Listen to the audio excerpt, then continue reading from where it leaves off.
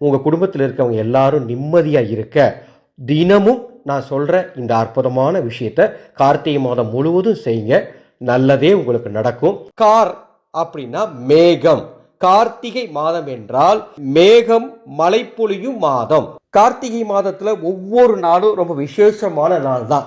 கார்த்திகை முதல் நாள் என்பது முடவன் முழுக்கு அப்படிங்கிற காவிரியில் நீராடக்கூடிய ஒரு அற்புதமான நாள். கார்த்திகை 1ஆம் நாள். அதே மாதிரி சுவாமி ஐயப்பனை தரிசனம் செய்ய சபரிமலை யாத்திரை செல்லும் பக்தர்கள் 1ஆம் நாள் மாலை அணிந்து விரதத்தை தொடங்குவது வழக்கம். கார்த்திகை மாதம் என்றாலே விளக்கேற்றும் மாதம் என்று அர்த்தம். ஒவ்வொரு நாளும் விளக்கேற்றி வழிபாடு செய்யக்கூடிய மாதம் இந்த கார்த்திகை மாதம். இந்த கார்த்திகை மாதத்தில் தான் நமது பாவங்களை போக்கும், முன்னோர்களின் அருளை பெற்றுத்தரும் பரணி தீபம் ஏற்றக்கூடிய விசேஷமான நாள் வருது.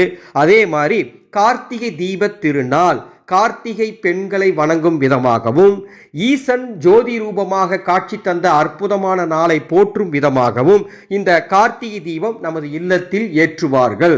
கார்த்திகை மாதத்தில் வரக்கூடிய ஒவ்வொரு ஞாயிற்றுக்கிழமையும் உமா மகேஸ்வர விரதம், கணவன் மனைவி ஒற்றுமைக்காக உமா மகேஸ்வர விரதம் இருக்கக்கூடிய அற்புதமான நாள் கார்த்திகை மாத ஞாயிற்றுக்கிழமை.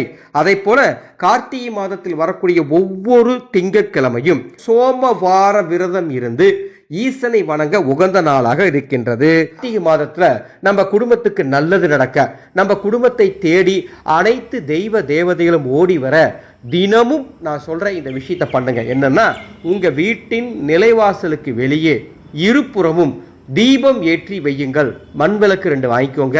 அந்த 2 மண் விளக்கும் வாசலுக்கு வெளியே இருபுறமும் வைத்து நமது ஆனந்தொளி அறக்கட்டளையின் தயாரிப்பான மந்திர சக்தி வாய்ந்த தீப எண்ணெய் இருந்தால் அதை ஊற்றுங்க, அல்லது நல்லெண்ணெய் ஊற்றி தீபம் ஏற்றுங்க.